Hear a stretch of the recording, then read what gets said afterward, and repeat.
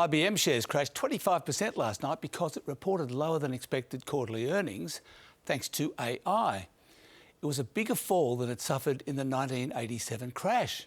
Now, everyone knew that software companies were having their lunch eaten by AI, but now it seems that hardware companies have joined them at the end of the lunch queue.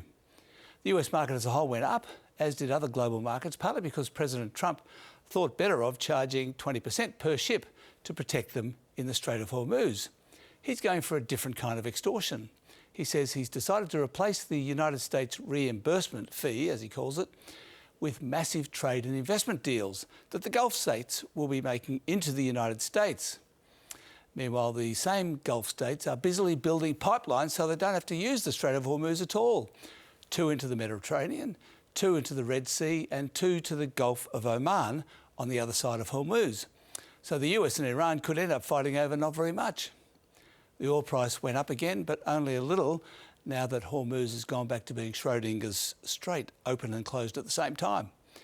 The Australian share market went up mainly because BHP had its biggest one-day gain since April, even though there's a storm brewing in Chile that's being described as an atmospheric river, putting its copper mines there on flood alert.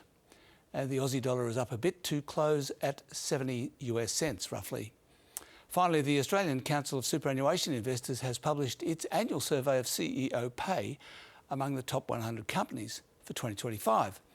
The average is back at $6 million, up 4.75% on the previous year, which happens to be exactly the same as the increase in the minimum wage. Although the top CEO wage is $47.7 million, which is 912 times the minimum wage. And that's finance.